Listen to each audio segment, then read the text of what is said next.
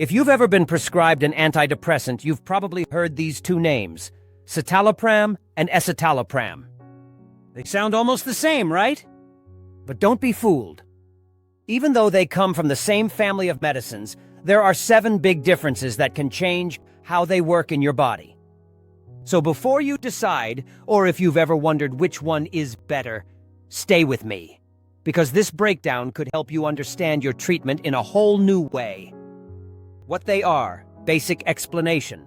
Both citalopram and escitalopram belong to a group of medicines called SSRIs, which stands for selective serotonin reuptake inhibitors. In simple words, these medicines help increase the amount of serotonin, the feel-good chemical, in your brain.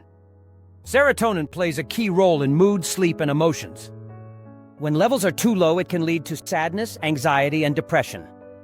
SSRIs work by keeping more serotonin available in your brain, helping you feel more balanced over time. At first glance, citalopram and escitalopram look nearly identical. They're even used for many of the same conditions. But once you look closer, you'll see that small chemical changes between them can make a big difference in how effective they are, how they're dosed, and what side effects they may cause. Difference number 1, chemical, molecular structure. Let's start with what makes these two drugs chemically different. Citalopram is what scientists call a racemic mixture. It has 2 mirror image parts inside it, known as the R form and the S form. Think of them like your left and right hand. They look similar but aren't identical. Only one of them, the S form, is the active part that actually works on serotonin in your brain. Escitalopram, on the other hand, contains only the S form, the active and cleaner version. Here's the surprising part. That extra R part in citalopram doesn't really help. In fact, some studies suggest it may reduce the drug's overall effectiveness. That's why escitalopram is often described as the refined version of citalopram, same family, but more focused and efficient. Difference number 2, approved uses, indications. Now, let's talk about what each one is officially approved to treat. Citalopram is mainly used for major depressive disorder in adults. It helps lift mood and ease sadness. Escitalopram, though, goes a step further. Besides treating depression, it's also approved for generalized anxiety disorder, and in some regions, it's even used in younger patients. So while both aim to help with mood, escitalopram is seen as a bit more flexible in real-world use. Doctors often prefer it when anxiety is a big part of someone's depression, or when they want a cleaner, targeted option. That doesn't make citalopram bad. It just means escitalopram may fit more treatment situations. Difference number 3, dosage, potency. Here's where many people get confused. Because escitalopram is made up only of the active half of citalopram, you often need a smaller dose for the same effect. For example, 10 milligrams of citalopram can work roughly like 20 milligrams of citalopram. But here's something important. A higher dose doesn't always mean stronger results. Taking more of citalopram doesn't double the benefit. It might just increase side effects. That's why doctors are careful with dosage, especially for older adults or people with heart issues. So even though escitalopram seems stronger, it's really just more efficient at doing its job. Think of it like a refined version that needs less to do more. Difference +4. Efficacy, treatment outcomes.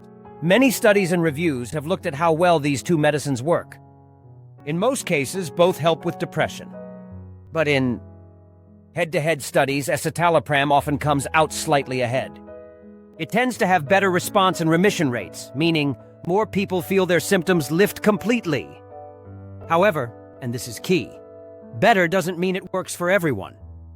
Some people respond beautifully to citalopram and don't notice any difference when switching. Every brain is unique, and genetics, metabolism, and even other medications can affect how each drug works. So while escitalopram may seem like the winner in studies, the right one for you is always the one your body responds to best, under your doctor's guidance. Difference +5. Side effects and safety. Now let's talk about something that really matters, side effects. Both drugs share many common ones: nausea, tiredness, sleep problems, and sexual side effects. But there's one important safety difference. Citalopram, at higher doses, has been linked to something called QT interval prolongation, a change in heart rhythm that can be risky for people with heart conditions. That's why doctors often avoid high doses of citalopram or monitor it closely. Escitalopram, being cleaner and lower dose, tends to have a lower heart risk overall. Still, no medicine is side effect free, and what's mild for one person can be tough for another. So never start, stop, or switch without medical advice. It's not worth the risk. Difference number 6, drug interactions and AMP metabolism. Inside your body, both drugs are broken down by liver enzymes, mainly CYP2C19 and CYP3A4. But there's the twist. Their exact pathways differ slightly.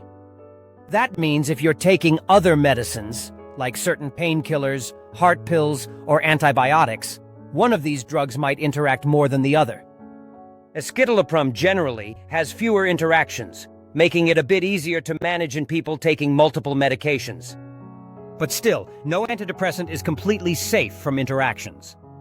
This is why doctors always ask about every single medicine or supplement you take, even herbal ones. Sometimes a small difference in metabolism can lead to a big change in how you feel. Difference number 7, cost, availability, and AMP prescription trends. Here's a practical difference people often forget: price and availability. Citalopram has been around longer, so it's often the cheaper generic option.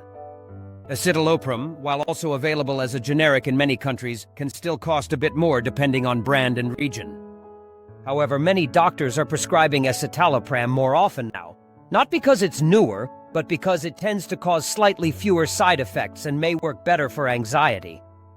Still, cost and personal response matter a lot. If one fits your budget or body better, that's the right one for you.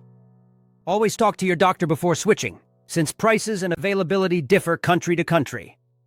So what does all of this really mean for you? Both citalopram and escitalopram can be life-changing medicines when used correctly. They help balance serotonin, lift mood, and bring emotional stability back into your life. But remember, one size doesn't fit all.